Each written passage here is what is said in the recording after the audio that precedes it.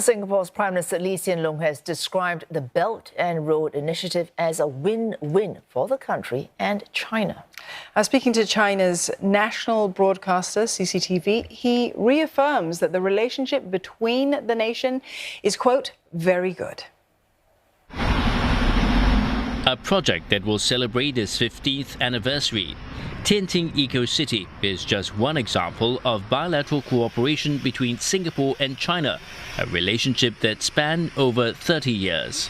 And the latest partnership between the governments is called the Chongqing Connectivity Project. It aims to connect West China to the outside world with the help of Singapore. We supported it because we saw this as a good strategic move by China. China is growing, China is prospering, China's place in the world is becoming more important.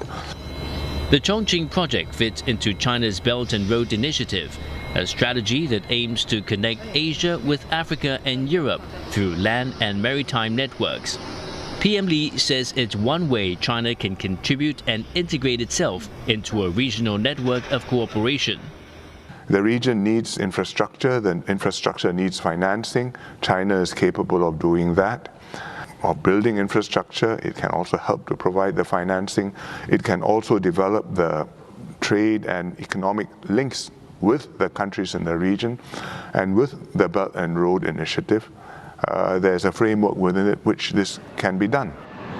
He describes the initiative as a win-win for China and Singapore, with the island state playing a support role as a financial and legal hub. Mr. Lee adds that many companies also find it convenient to set up their headquarters in Singapore, as it allows them to better manage their operations in the region. Relations between the two countries are also expected to deepen, with China formally applying to join a new pact on digital economy. It was formed by Singapore, New Zealand and Chile. Mr. Lee highlights that Singapore welcomes China and other nations who are keen to join the agreement, given that they can meet standards and participate. In the same interview, PM Lee adds that mutually beneficial economic arguments are easier to recognize if political relationships are good. He was addressing questions about China's multilateral relations. Now, the ASEAN way. A display of unity and cooperation. The partnership between ASEAN and Singapore has seen trade volume increase by about 100 times over the past 30 years. And Singapore is leading the charge for more collaboration through free trade agreements.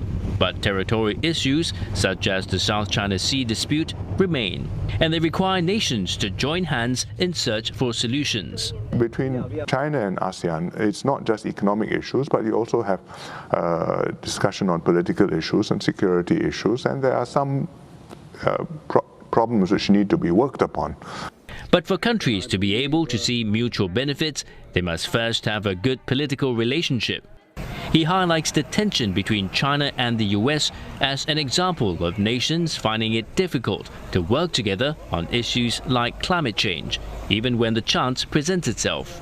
When asked what role does Singapore play in the global system, Mr. Lee says the small island state does not determine world affairs. Despite this, he stresses the importance of speaking up and making common causes with other nations, for instance, on the matter of Ukraine. Stressing that Singapore stands for a rules-based international system, Mr. Lee says the country opposes Russia's invasion of Ukraine, not because it is hostile to Russia, but only because Singapore cannot stand for such conduct. He says these are fundamental principles that Singapore has to stand up and speak up for.